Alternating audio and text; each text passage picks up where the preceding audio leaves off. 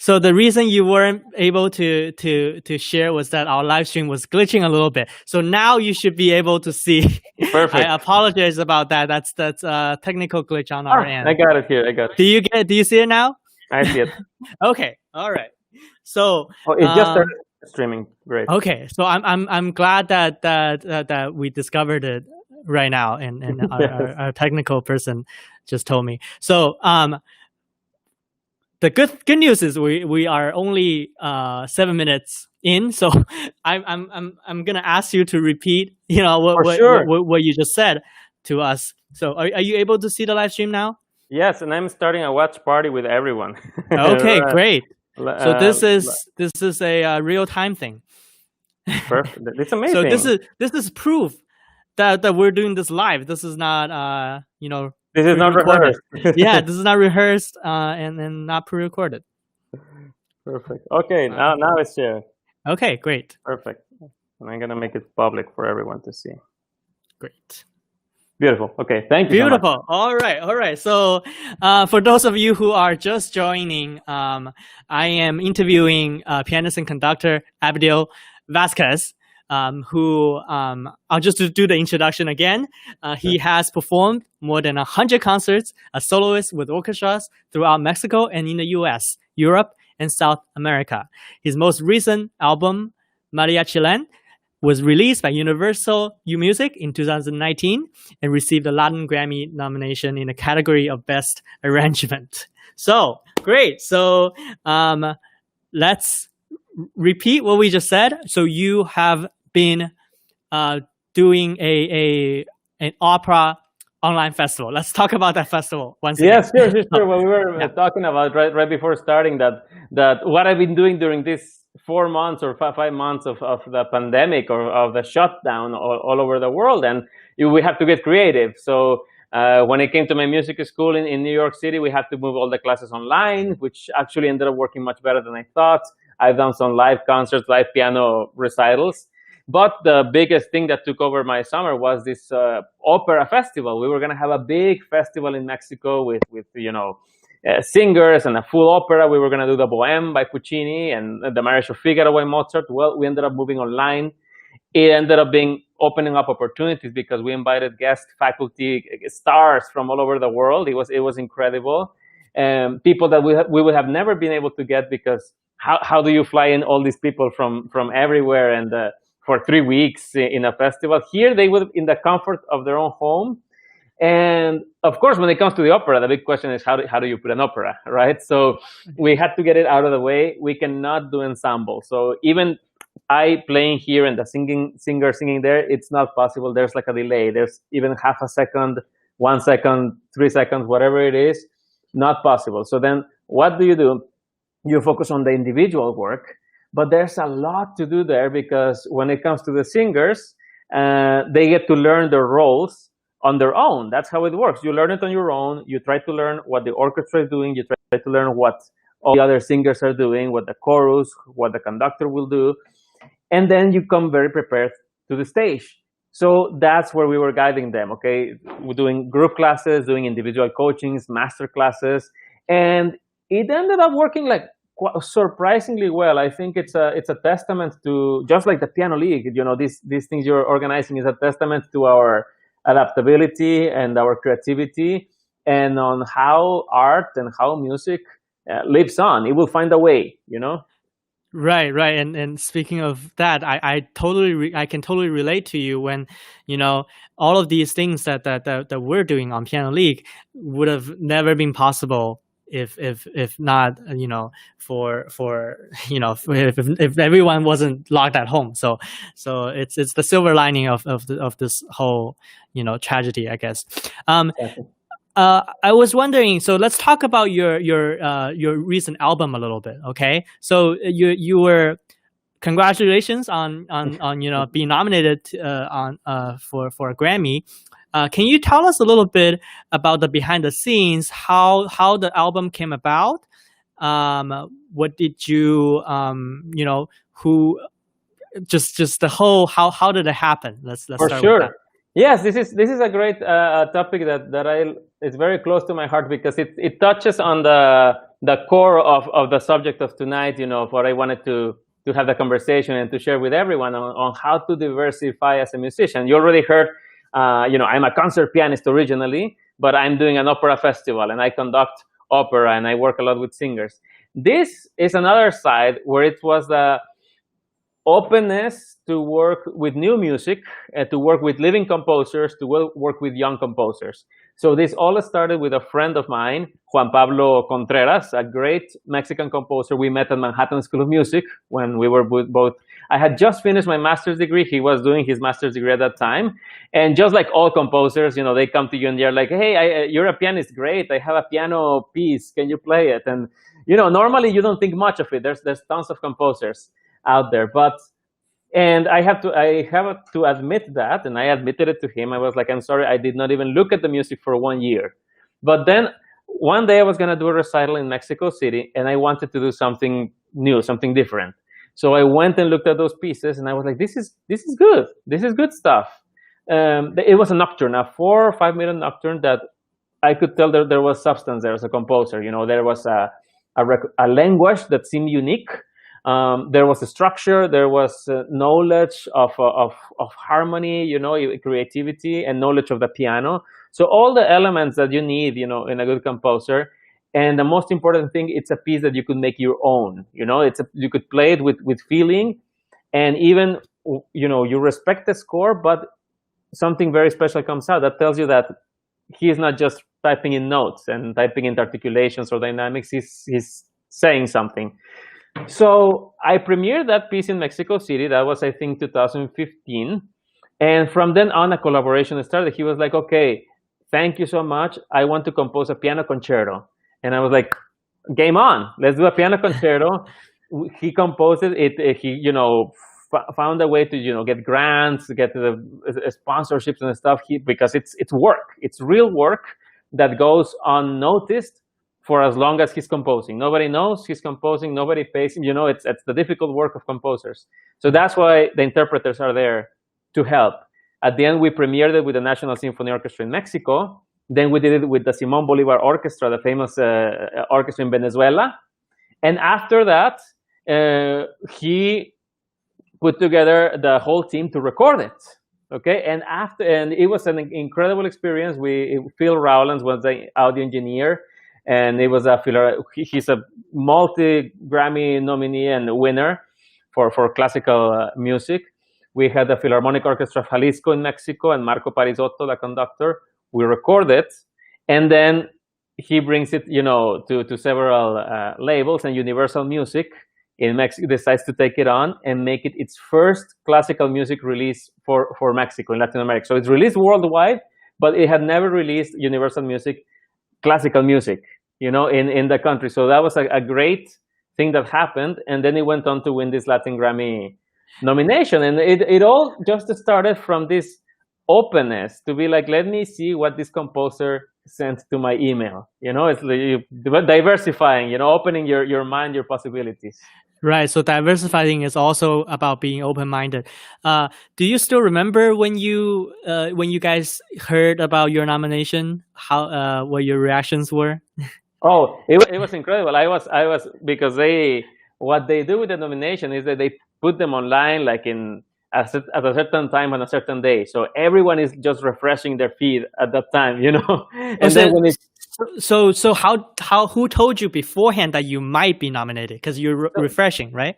Yeah, the way it works, with the Latin Grammy, there's a whole academy. So the members, they submit, and the submissions are like 300, 400 albums, 500 albums, and you get to know that the album was submitted. Then you get notification that you're on the short list, right? And then if you're on the short list, you get notification that at a certain time, at a certain day, in this page, it's all going to go up. And then they later do a big announcement live and everything. But so they keep a suspense. They keep the suspense. So we refresh, we scroll down for the category, we see the name. And before I managed to call him, he's calling me. And it was just incredible. He's in Los Angeles, so we were just celebrating from far away. Wow, that's incredible. And so would you say you said about being open-minded and just being willing to work with different kinds of music, different types of people is very important. Also having good relationship with people is also important, right? You mentioned about him reaching out to people, sponsors, and possibly he probably just probably has to know some people from the record company who would be willing to publish the record as well, right? This is all what is the most important thing in this whole thing? It all goes together. It's incredible how what stuck to me a long time ago, because I am a big Horowitz fan. He's my idol, and I grew up as a teenager listening to his recordings and everything.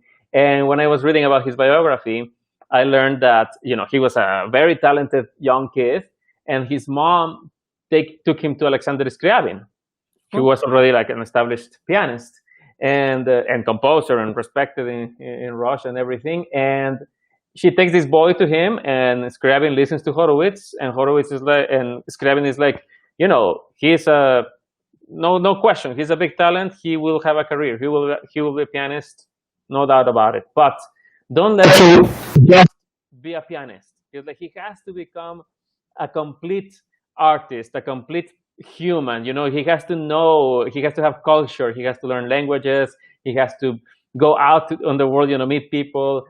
Read literature, painting, history, culture, culture in general. So that concept of being a whole and not just being a pianist.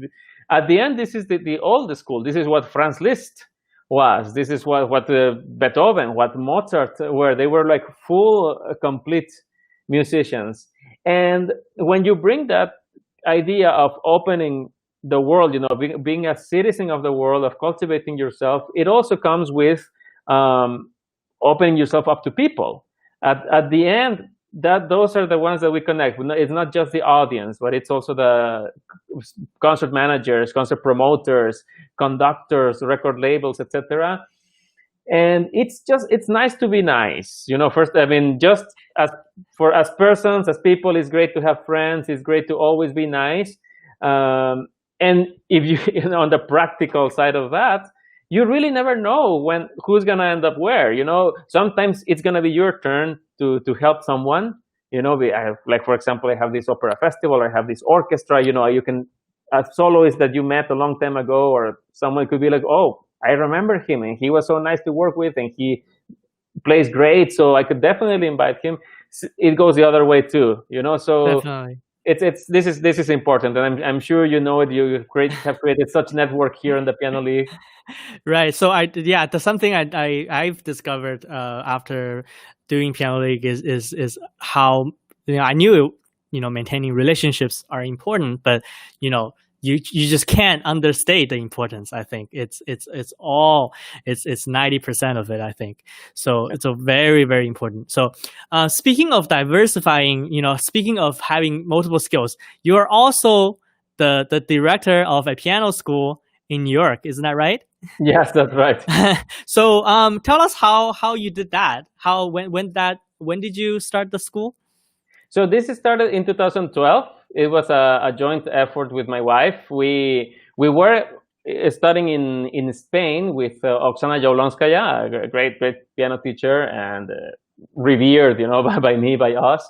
And when we finished that studies, we came back to New York, and as we were gonna sort of start our professional life, we realized that, okay, if you want to be a concert pianist, you need to practice. You need to practice a lot.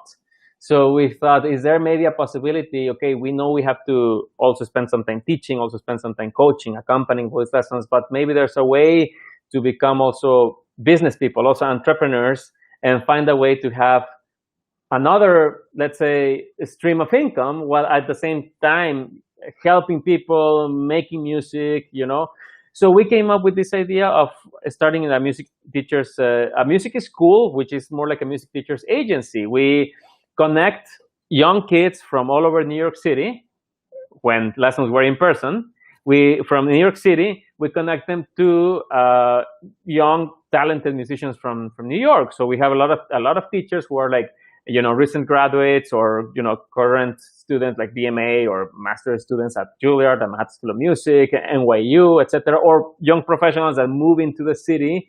They want work, and we help them build their studios. So we opened it up for all instruments, and this has given us a great experience. And it's incredible because it's not just, it started as a business idea, and it has helped us learn so much when it comes to this side that's so important, and it's sometimes neglected by artists. But also the beauty of music education from childhood.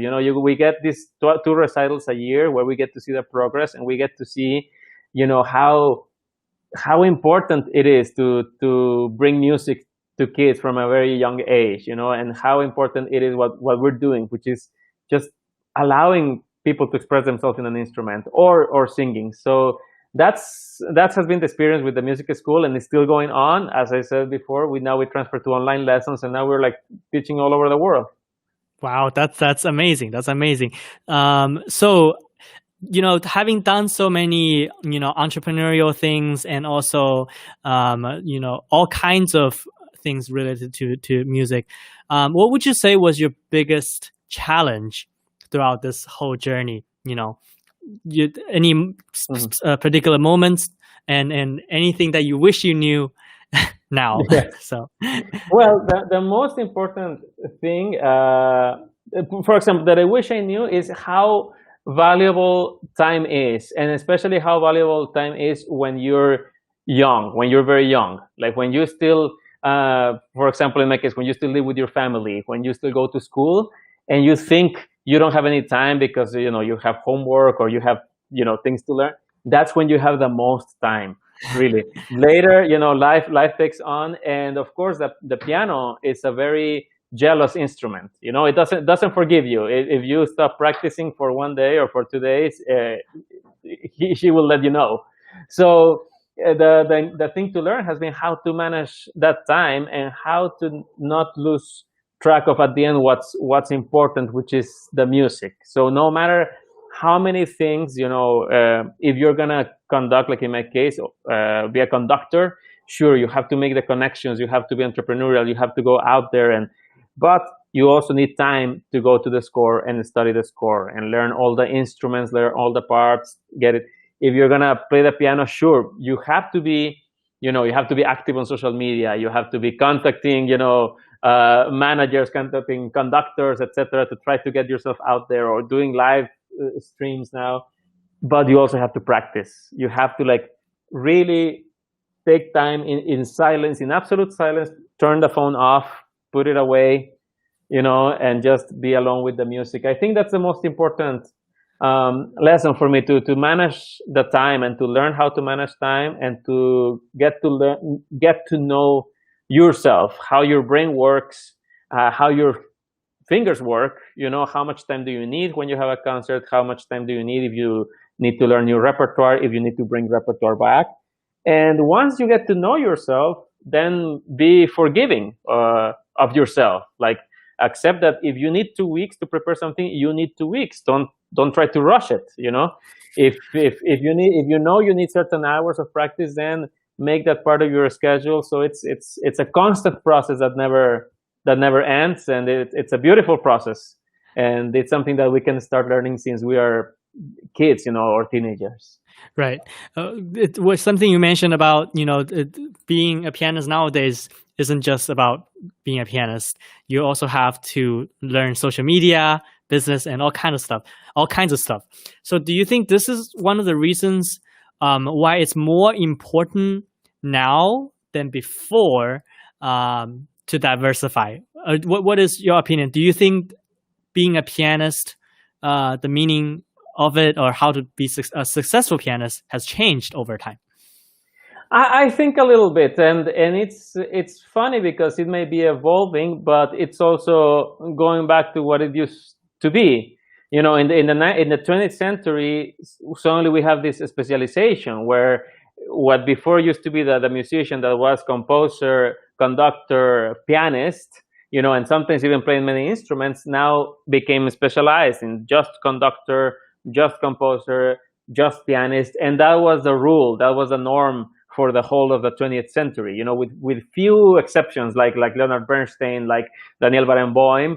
But even people that were pianists and went into conducting, so we just don't see them doing only one or the other, like Ashkenazi or like André Previn.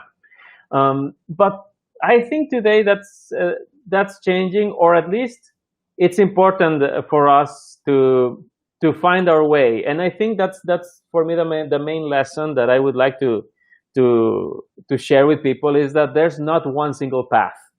And there's not even 2 paths or 3 paths. There's an infinity of paths, and we all have to find our own. And especially now, when we have this openness through social media, through the internet. Before there were gatekeepers, okay? The agencies, the record labels, or the conductors, or in the case of opera, you also the stage directors or the casting directors.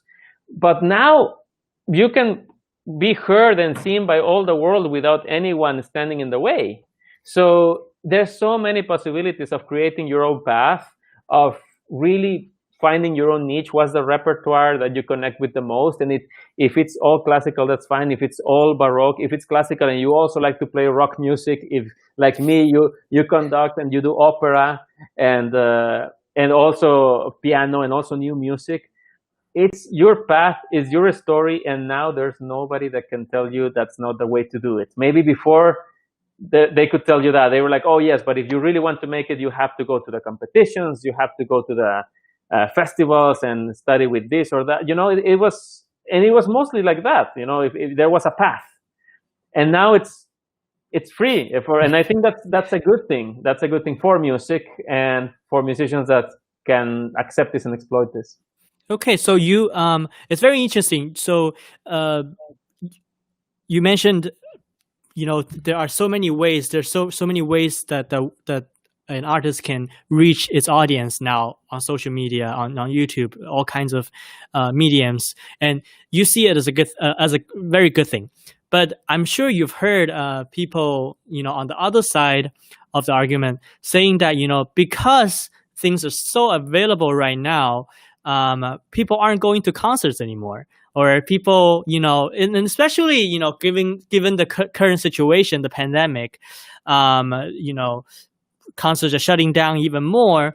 What is your general view? And this is my last question to end today's discussion. What is your view on the future of our industry as a whole?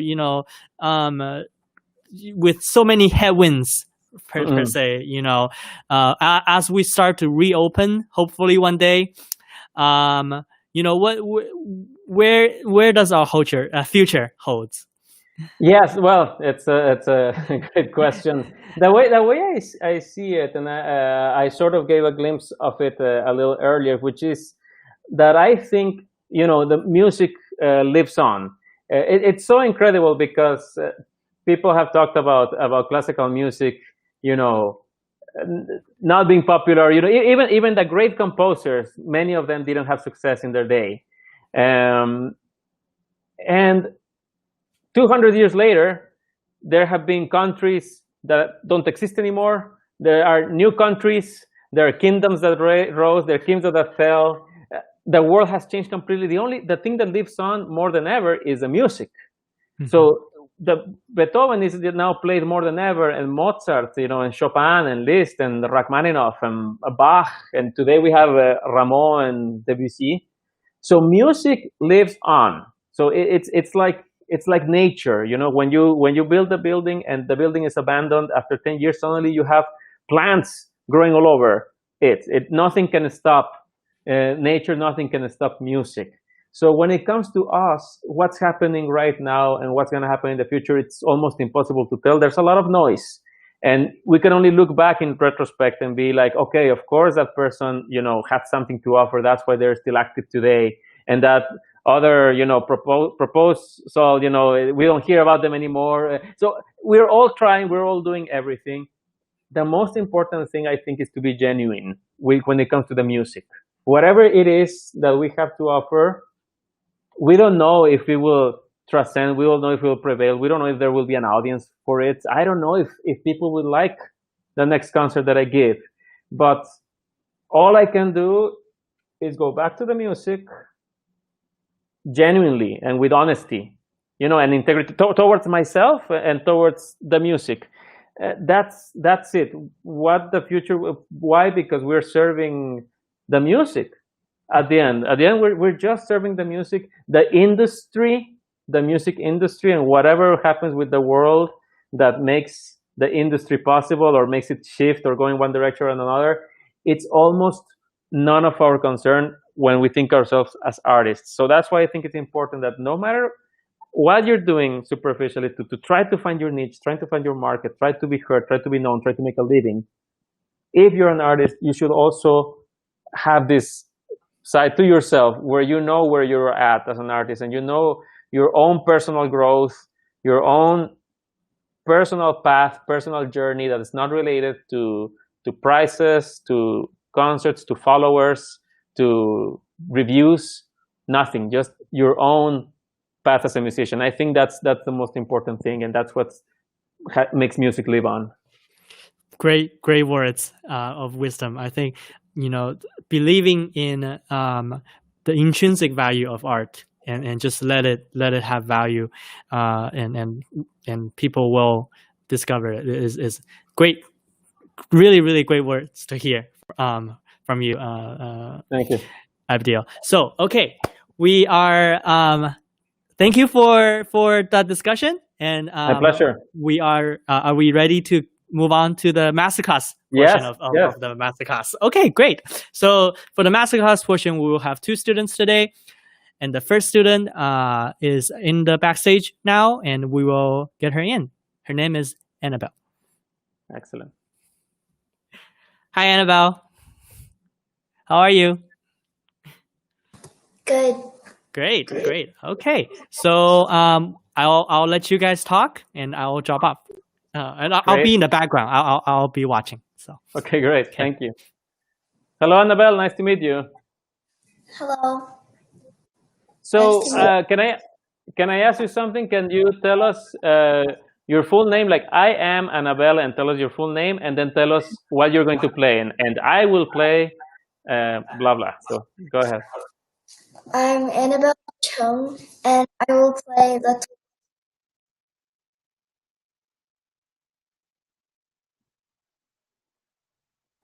Seems like Annabelle is having a technical glitch. A big connectivity. This happens more often than you think. People. I think this is one of the new challenges that we have to face, isn't it? Yes. As things move online. What kind of online software do you use? Zoom for your school? We use Zoom, but we did. I mean, when we were trying to do research on how to make the classes work, because everyone is like the cameras or the microphones or everything, and what we discovered is like the internet, and that's something that's very difficult to control. It all comes down to that. Sorry, hi Annabelle. Hi Annabelle. Can you hear me clearly now? Yes. So go ahead and play. Looking forward to hearing you. Okay. Thank you.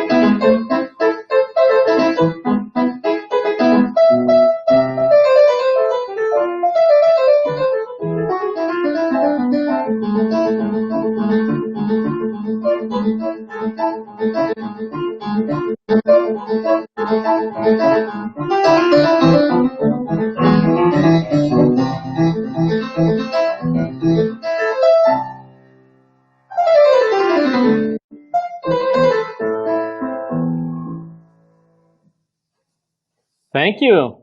Brava. Thank you. Good work, Annabelle. Now, tell me 2 questions for you. How long have you been studying this piece? I really don't remember now. Okay, no problem. And you chose a piece. Your teacher chose it because it's a great choice. Yeah, she's really good at choosing my pieces.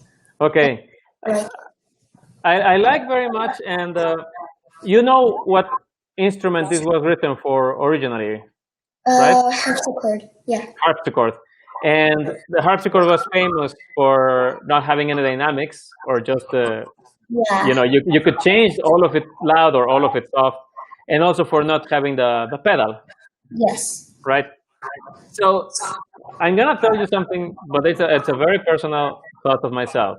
Okay, I know normally they tell us that if we're gonna play music that's originally written for harpsichord, if we play it at the piano, it's better to keep it, more dry, and to not use pedal, things like that. Yeah. I try to push it a little bit, like, okay, if we have the piano, see, if we want to be original, we really have to just get a harpsichord, period. But Yeah. if we already have a piano, might as well use some of the tools that the piano gives us to make the piece interesting. Because since we don't have the color of the harpsichord, which makes the piece sound completely different. So we don't have that. Too bad. But we have the piano. And the piano allows us to, for example, find different dynamics, like colors, like something, you have a thing that repeats. You can do it one time loud, one time soft, like an echo. And sometimes it may even be possible to put a little pedal, sometimes, and always with caution, right? But it's good to experiment. So the first thing I want to check with you is if we can do the differences in dynamics. Can we experiment with that? Yeah. So I want you to start from the beginning. And I think we have the same score. So you have on the second system this phrase. Okay.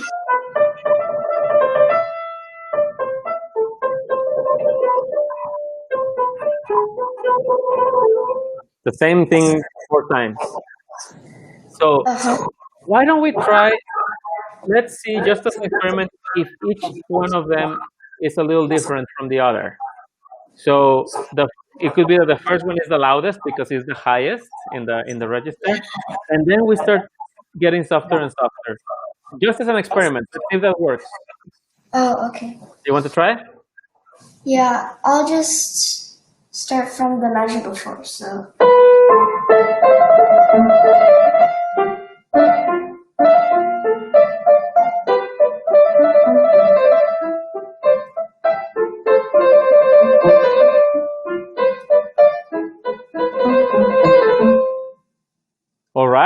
All right. Now, can you start? That was not bad, actually. Can you start from the beginning and think that it has a lot of presence? Like when you hear a harpsichord when it's loud and it's like very present. Okay, and then the first 2 times that it appears, you're gonna make it forte, and then the third time, it's gonna be already mezzo piano, and the last one, the fourth one, make it pianissimo. Okay, so like very, very big contrast. And don't be scared if because you try to do 2 piano, the piano doesn't respond and you cannot hear. That's part of the process of finding the color. So let's just try it. Let's see how much of a difference can we hear from the loudest to the softest. And you can start from the beginning.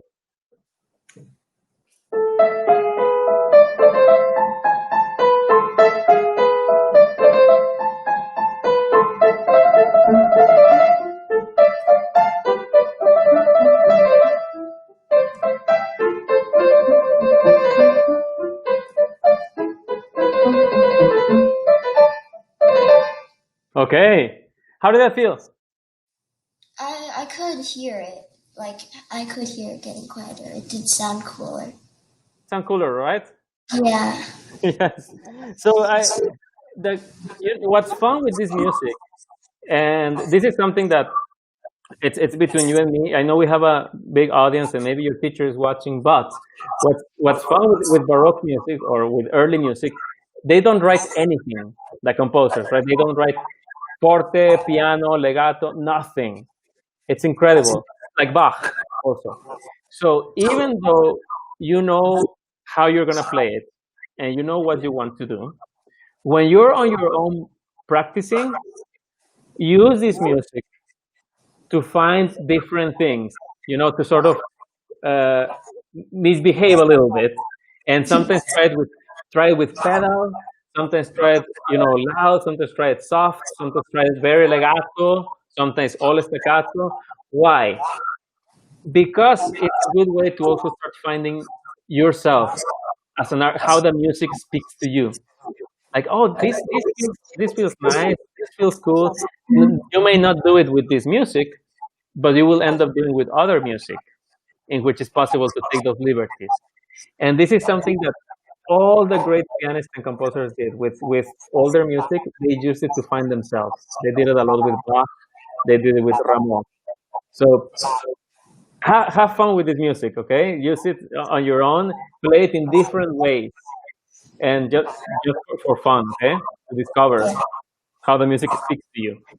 Let's move on from where you left off, and there's gonna be a moment later near the second, in the last system, when there's another possibility of doing an echo, and you will know where it is. I'm pretty sure, but I'll stop you once we reach it. Okay. So just continue if you can where you left off, or wherever you can start. Okay, so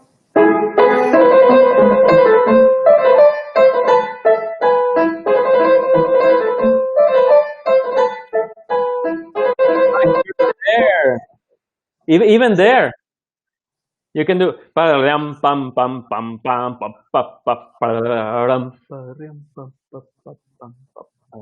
like an echo, because it's the same thing twice. yeah, okay. Let's try it. Let's see if it works.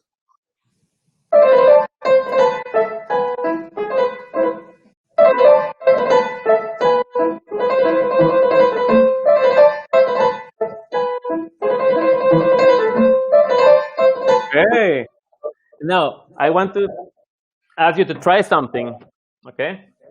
And have you ever seen videos of Arthur Rubinstein? No. Look for him on YouTube. He's an old pianist. He's from the early 20th century. Very famous in black and white movies and stuff. But he sits very straight like this, and I want to ask you to do that when you do the forte like this. Here.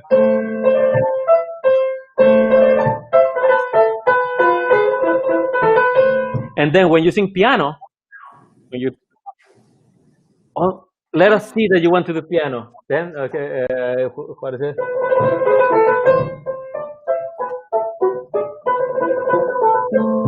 And let us see that also with your body, that you're trying to do forte, and then that you're trying to do piano. Yeah, right?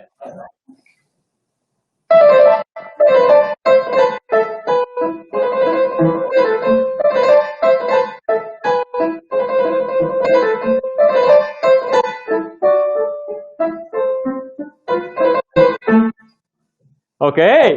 How does that feel? Is it funny? So yeah, it is funny, I guess. It's something that I would like you to try.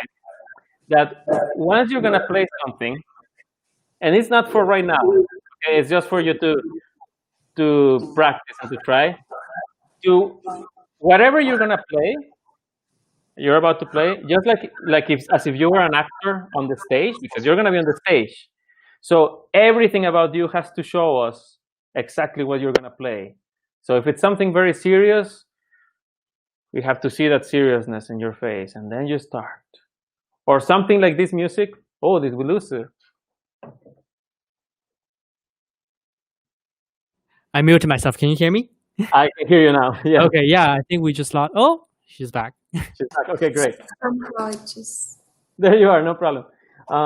Yes, so whatever so for example, I want you to describe this music. Give me some adjectives. How would you describe this music? What is this? It's like mostly staccato. Okay. And does it remind you of anything in particular in life? Any mood or any like what? It kind of sounds like when it's raining. That's beautiful. Okay. Like what is raining? Like it's a hard rain or it's like a little rain? What kind of rain? It's soft rain. Okay, so soft rain. And in this case, in the case of this rain, soft rain, how does the soft rain make you feel? I don't know. Let's think. Like when you hear soft rain outside, how do you feel?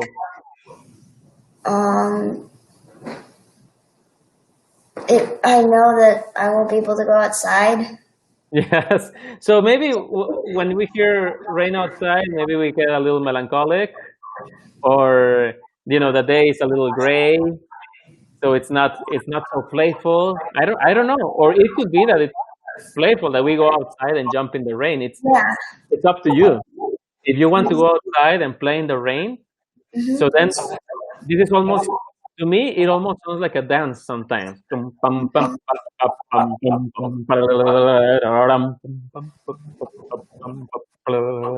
So I want to see from you, and you're about to start this, like you're an actor that's about to go on a stage and play in the rain.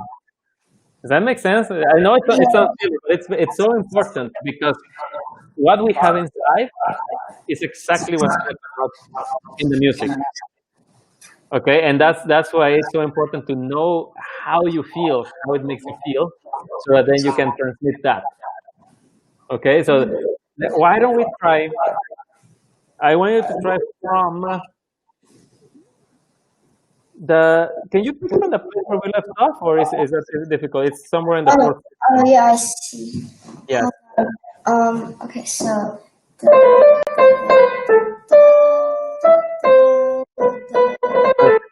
So there.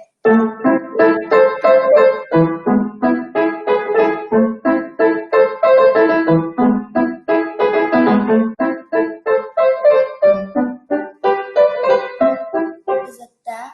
Yes, that's beautiful. Now, I want you to start it again, but before starting, you're gonna sit, you're gonna imagine the rain, you're gonna imagine yourself dancing in the rain, and then you're gonna start.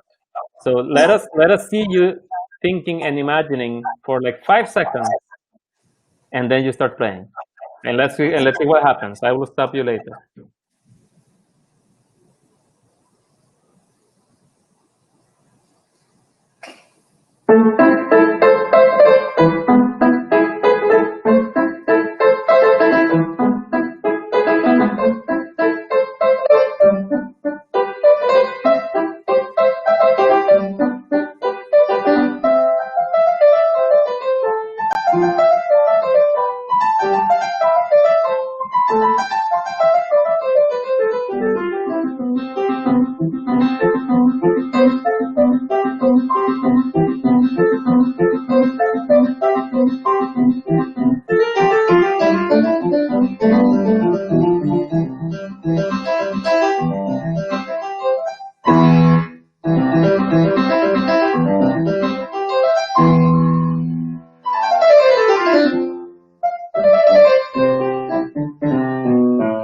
Okay.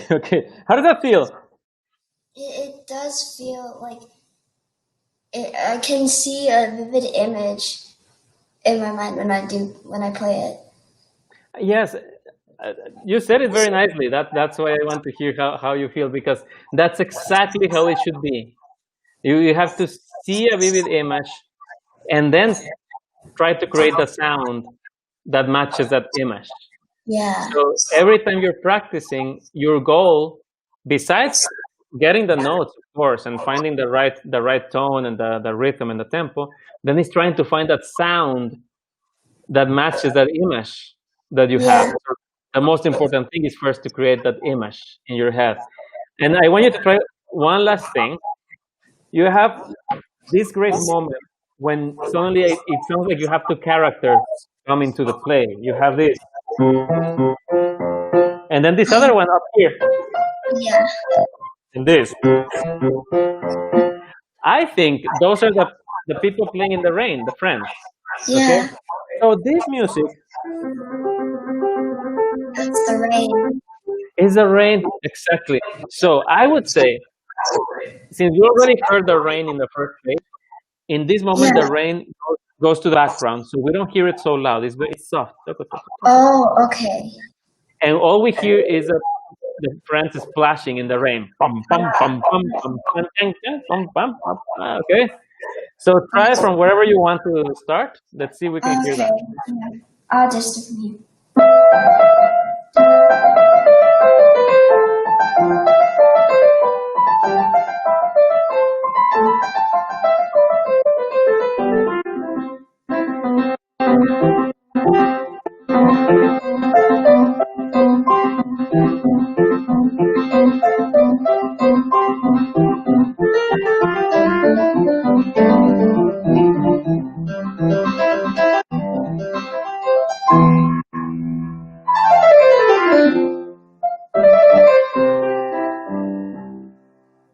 Okay. How did that feel? It did feel nice. Let's see if we can do it. I will help you with this, and with this I think we can use our final minutes.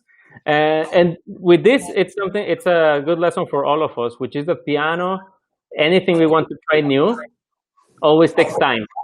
Yes. So it's something we have to just accept it with piano. It's sometimes with singers, the day you work with singers, you'll see sometimes it's different. You tell them, no, say this word differently, and they say it differently, and it works right away, and everyone is happy and stuff. But with piano, we have to practice.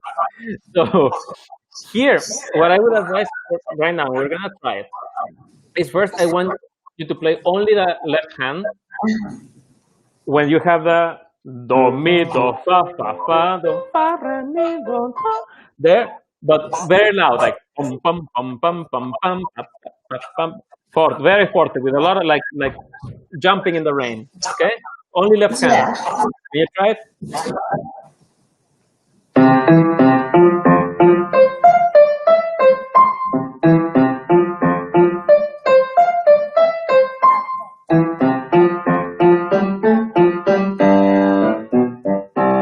Okay, good, not bad. Now, I'm gonna ask you to try another thing.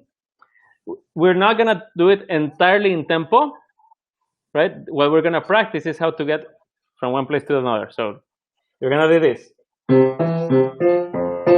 Then move the hand very fast to the next place, but don't play yet. Wait until it's on top of the right notes, and then play. And then move the hand fast again back. Don't play.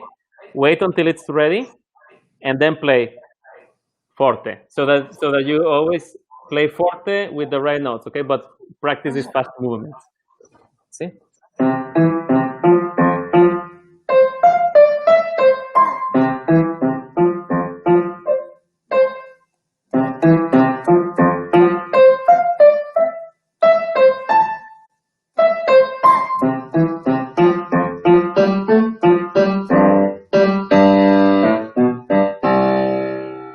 Okay, beautiful. Great. And by the way, I hear you singing a little bit. That's great. And I would tell you that when you practice, sing even more, like very loudly, just like the way I do, like do, mi, do, or la, da, pa, pa, pa, pam, pa, pa, pa, ya, pa. Always singing, always sing. Okay. Now, I want you to practice the rain, very soft. Okay. The softest you can, even if sometimes you're not gonna hear it or it's not gonna be perfect. We just want to caliber, see how soft you can get it, and then play from there. Okay, so try only right hand.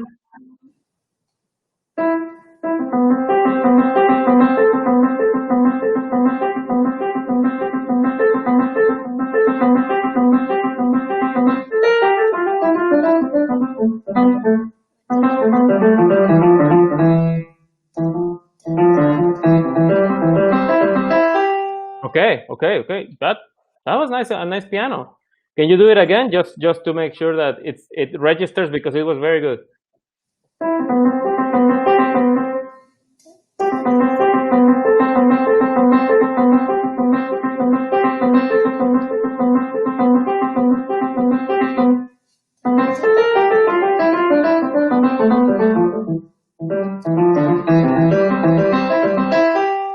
Okay. Now we're gonna do, as an experiment, we're gonna put the hands together. Even if it's not, the best right now, because as I said, with pianists, we always just have to practice, like, many times. But just for right now, let's see. Right hand soft and left hand loud. That's it.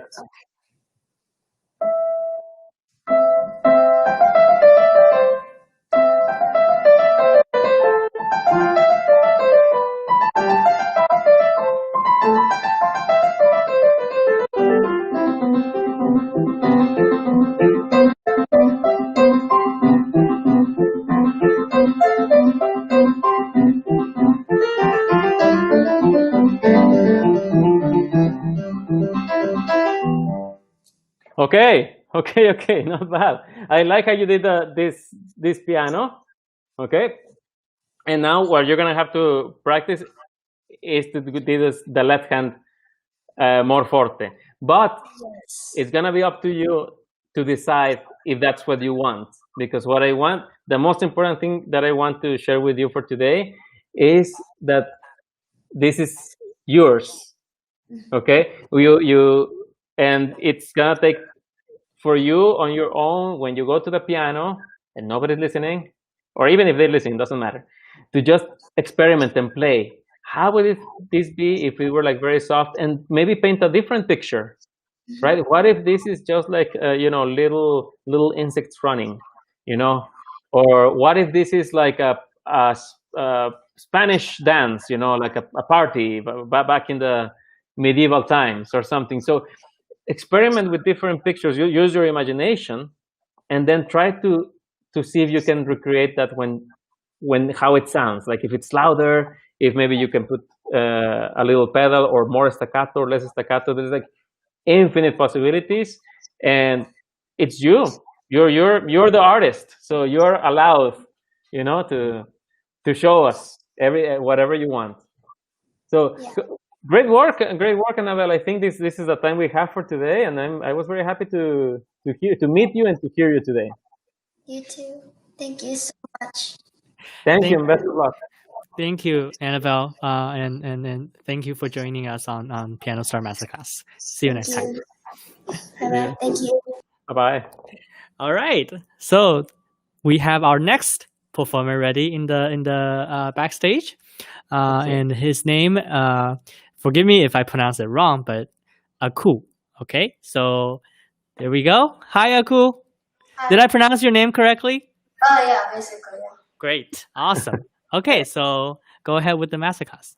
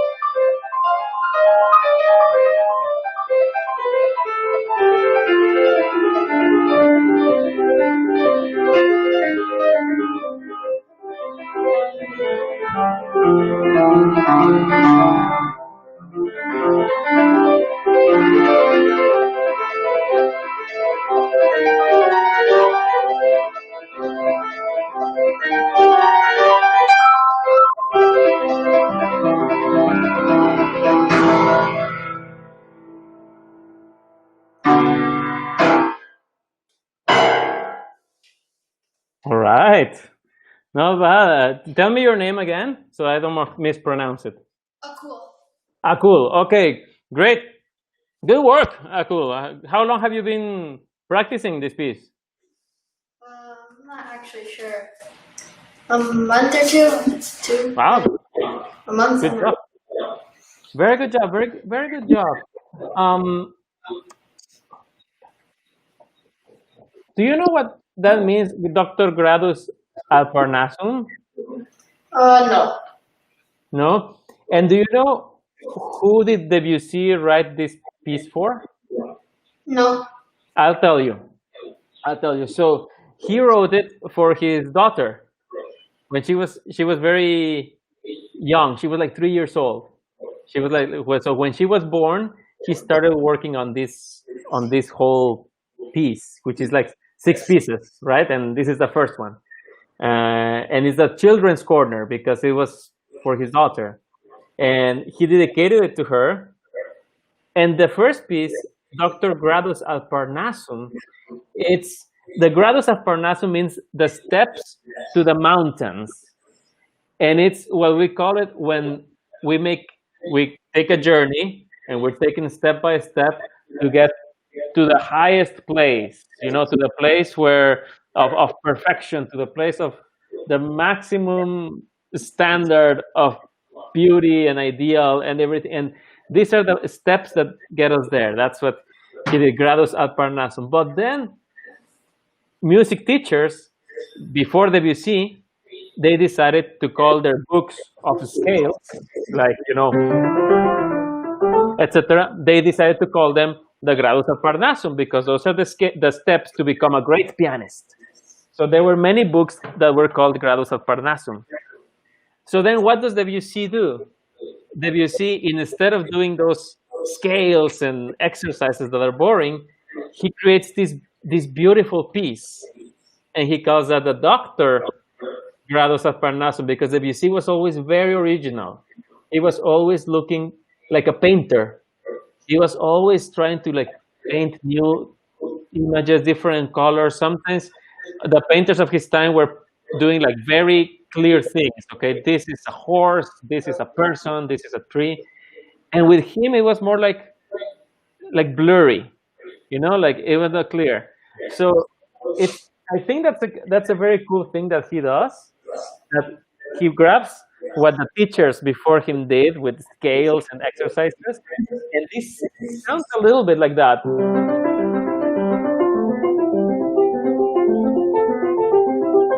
It sounds almost like an exercise, like the ones that the teachers used to call Gradus ad Parnassum.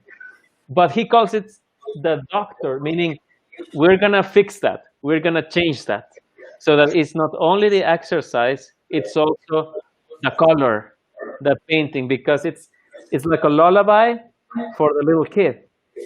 So what he does is he starts very, very soft, and that's what I want you to see if we can try. It's not easy. It requires practice many times.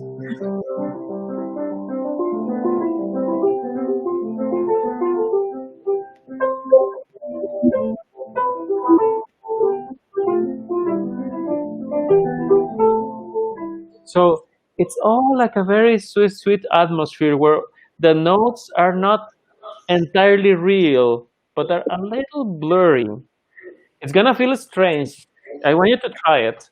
It may feel strange at first, but let's see how far we can get with this idea. So make it a little blurry.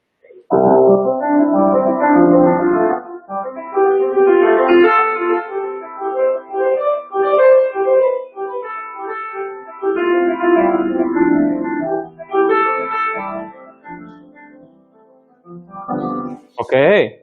Well, that was not bad at all. that was good. How does that feel? How does that sound to you? That sounded like a lot different than what I usually play.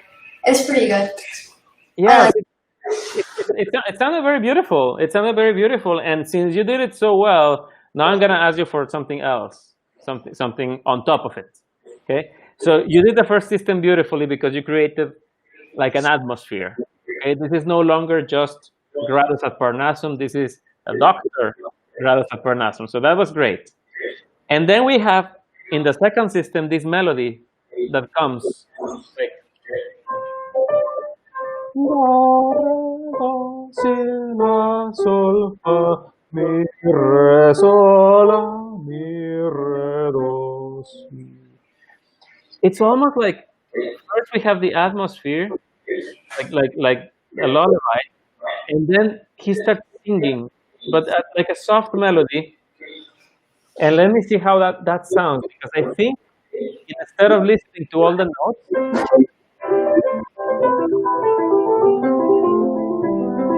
instead of listening to that, we should hear almost only the top note and the rest softer, like that.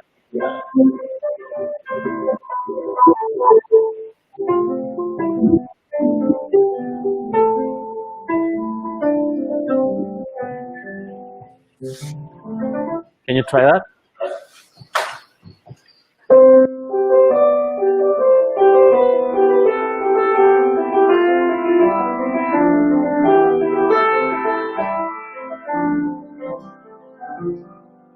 Okay, all right. Now let's put those both things together. And the most important thing is gonna be that you're gonna start and you're gonna paint the atmosphere. And then before the melody starts, make sure you prepare it so that we hear very clearly, the melody starts there. So it's gonna be like, the singer came. So it was first it was just the orchestra, and then suddenly singer starts. Yes, let's try that from the beginning.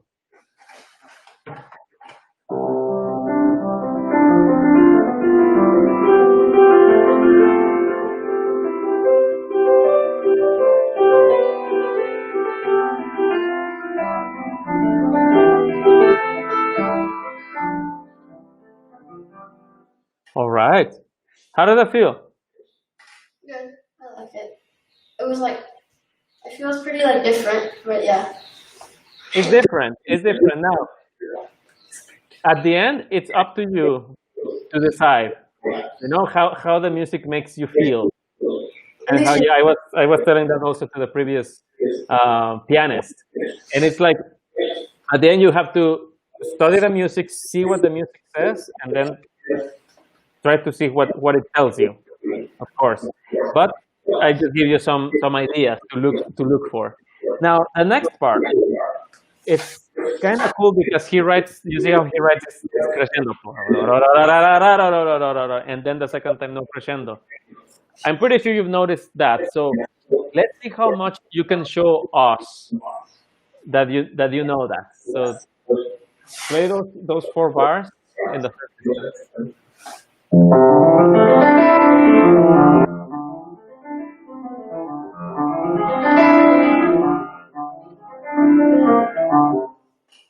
Okay, can continue. Good job. All right, let's put it all together, and then don't stop. Continue into the second page. Okay, so start from the beginning.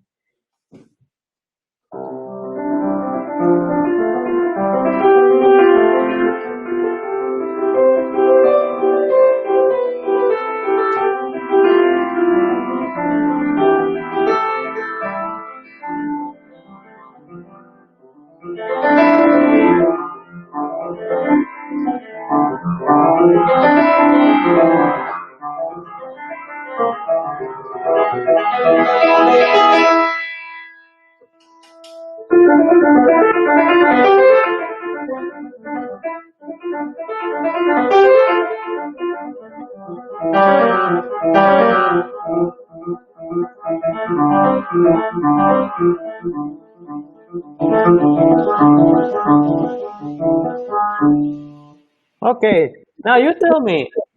The first page, very good, very good, good work, good work. It's not easy to change things fast, so that's good for you. Okay. Now, if we said that maybe the first page it's like a lullaby, that maybe he's like rocking the cradle, and then he starts singing. What happens in the second page? How would you describe this? It becomes more fast paced, so maybe I don't know. I don't know how to describe it. It just Maybe the baby start crying. yeah, and he has to start frantically doing something to the baby to It's stop it. possible because you hear these things that you know, it's like almost like little cries here when he does this strange music.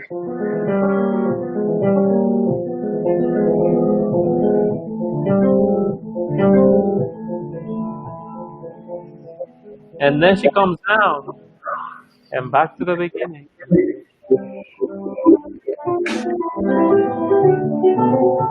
So why don't we try that second page? And yes, let's feel that agitation. It doesn't have to be completely dry. It can have some pedal, but let's see. Well, let's see what your imagination creates.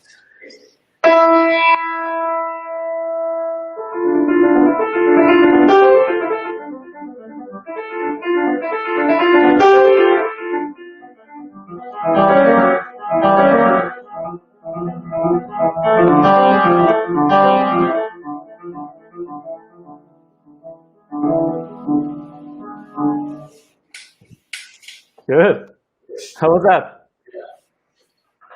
I felt like I could picture in my head the baby kind of just like crying.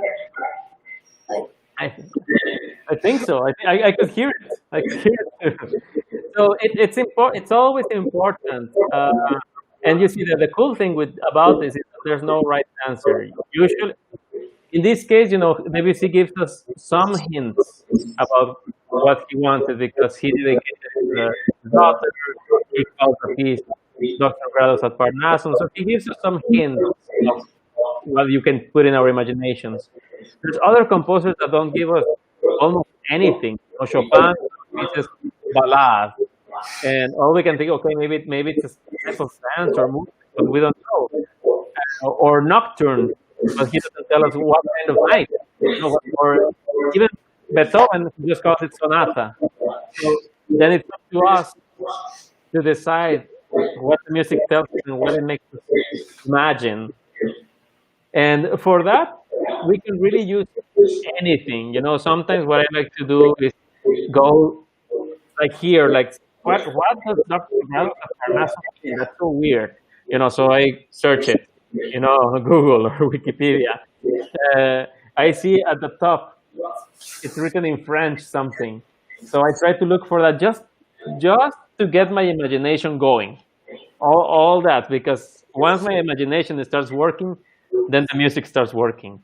So let's go right where you left off, where it repeats, where it says a tempo, and let's see where it takes us. Okay? And I will stop you.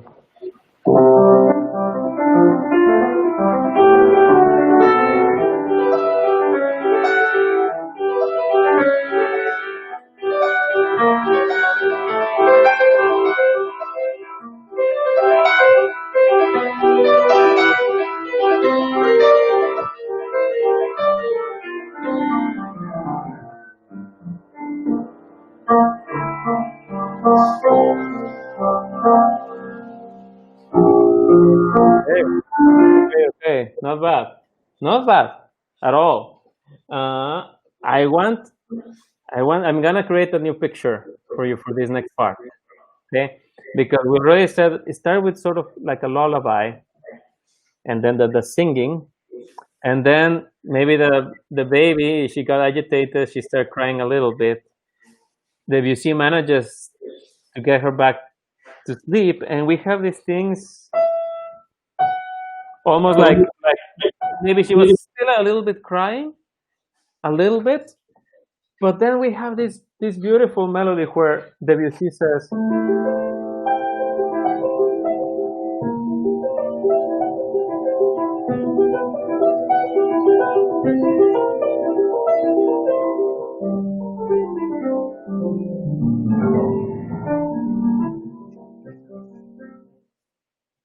so,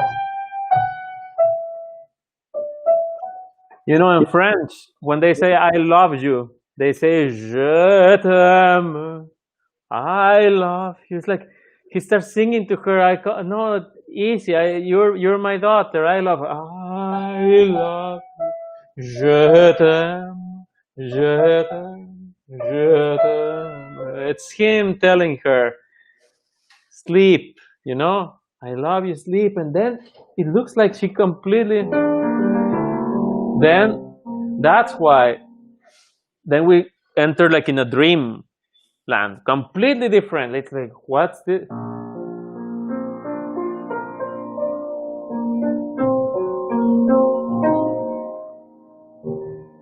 It's a dream. So it worked. The lullaby worked, and now Debussy, instead of painting us a picture of the baby sleeping or of Debussy sleeping, he brings us into the dream, inside the dream, the fantasy land. So let's do that from the previous a tempo, where they start again, and show us when he starts saying, I love you, I love, je t'aime, okay? And then bring us to the dreamland. Okay?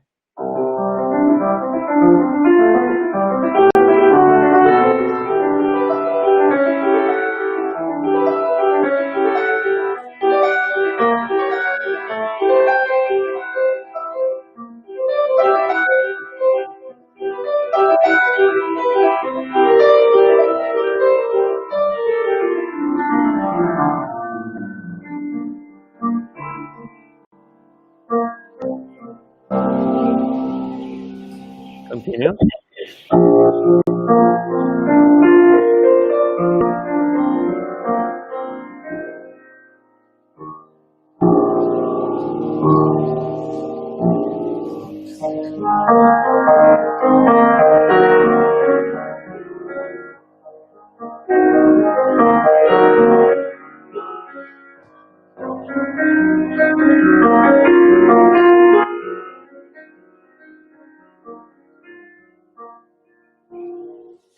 That was beautiful.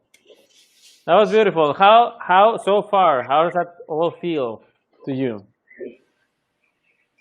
It feels kind of dreamy, kind of, the second part. Yes. Yes. It is dreamy. That was Debussy's specialty. It's like he went to where other composers didn't dare go to. Like how do you paint a dream in music? It's difficult, you know. So sometimes they paint those things that are much more real. But here it's like this dream. So you're free to do whatever you want. For example, it says piano expressive, like this. And then more piano. And then even more piano. Like nothing. And then from nowhere, we have this.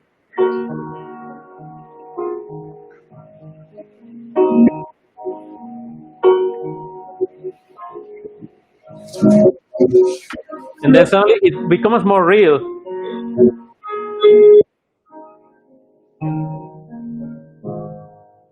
Because he's gonna wake us up. So these things, it's like, I don't even know how to describe those. It's like this rays of light suddenly, you know, like bells that appear out of nowhere. So the way to do that is to do the left hand very soft, and make it blurry with the pedal. But then when the left hand appears with those notes, like bells. Okay, let's try that, the dream part.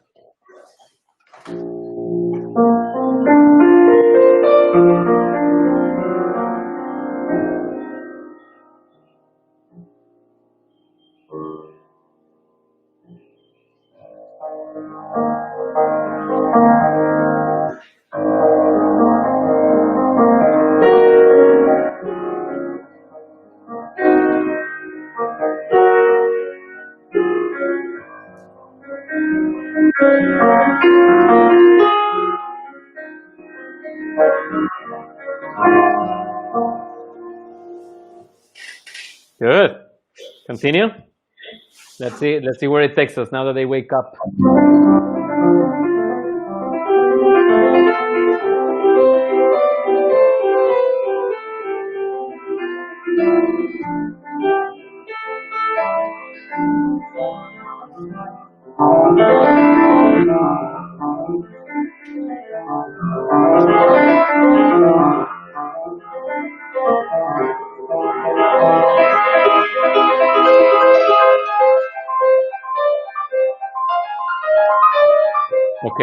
Okay. Not bad.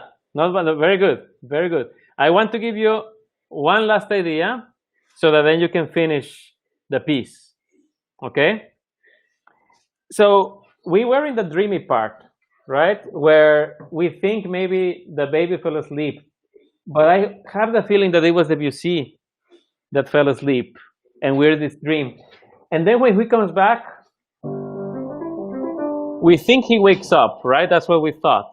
But if you see the bass note there, it's a G, right? When we started, it was a C. So it's not exactly the same. And then as it develops, it takes us to a completely different place with this, when it says faster more and more, like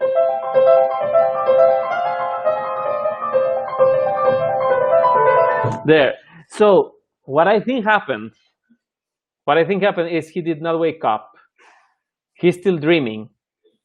He thinks he came back to the original place, but then suddenly this is not the young daughter anymore, the baby daughter. She's growing up, and he's seeing that in his dream, how he's like running now, running and scaling the steps to Parnassus, to the mountain, becoming an incredible person, once she grows up. I don't know, she's gonna be a pianist or a painter or a businesswoman or whatever she's gonna be, or in your case, whatever you're going to be, president, whatever it is. So that's why it starts, and it says anonymement peu à peu, so faster, more and more, getting more lively. And then at the end, it's very lively, so it's very spectacular. It's not the baby anymore.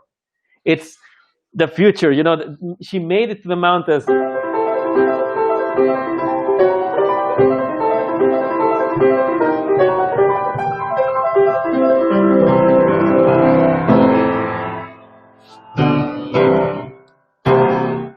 Spectacular. She made it to Parnassus. Okay, so go back to the place where they wake up from the dream, but it's not really. Okay, and show us this excitement of the future.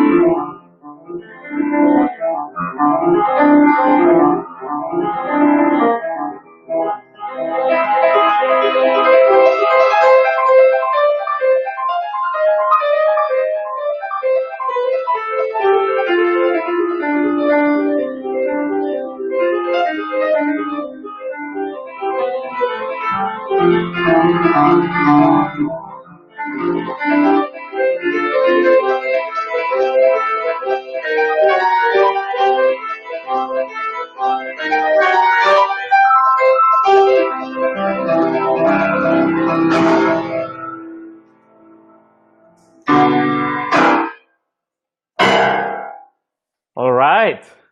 All right. How does that feel? Like a big kind of like almost like a parade at the end, like Yeah. celebrating. It's like celebration, no? Like fireworks and everything. It's a dream of the WC of seeing his daughter, grow up and become an incredible person. And I'm gonna give you one last tip before we finish. When you get to this note, I know that in the piano, once we play, technically the sound, that's it, that stops. It's not like the violin where we can keep playing on the string, or the singers that they keep singing one note. Here we play and that's it. I want you to believe that it's almost like it keeps playing, so it needs your energy to stay there. Imagine you're the conductor, and in order for the orchestra to keep playing, everyone is watching you. Pam, pam. You need to keep the baton there, like pom, pom, pom. So in the piano, how do we do that? We keep the energy, so that it's not like this, and then we forget, and then So keep that energy. Let's go from wherever you want to go, from the tres anime or from wherever you want.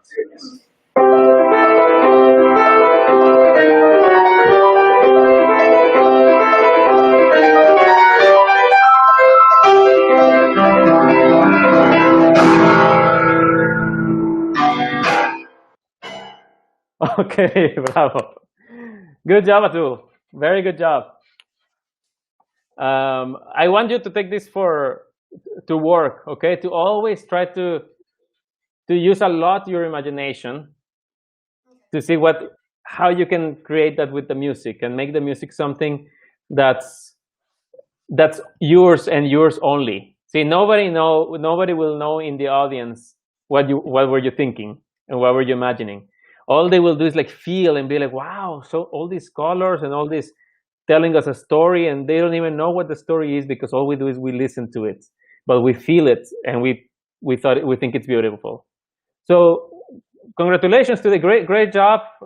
You were very, very good at adapting everything. So keep working, keep on the hard work. Good job, Atul. Very happy to meet you, to hear you. Good job, Akul. Thank you for joining Piano Star Masterclass. Have a wonderful night. All right. Thank you so much. Thank you so much for those masterclasses. And I agree with you. Those kids responded really well. And this is one of the joys I get to enjoy, watching different people teach different kids across the world. So I just want to, appreciate you for joining us tonight. And thank you for sharing your wisdom with us. My absolute pleasure. Congratulations on this work you're doing. Congratulations on these two students who did a great job. I'm always impressed that when I see anyone that can play the piano well. I don't know how people do it. So very, very, very happy to be here. Very happy to join you. Very, very high compliments from you. And to our Piano League audience, thank you so much for staying with us and watching every week. We are live every Tuesday for the masterclass, so be sure to tune in next Tuesday as well. And we just announced a new piano competition that I forgot to mention at the beginning. The deadline is October 25, and all the information is online on our website at thepianoleague.com. Lots of prizes, $5,000 total. So be sure to check it out. With that said, thank you so much, Piano Leaguers, and have a wonderful day, and happy practicing, as we always say. Bye-bye. Thank you. Bye-bye.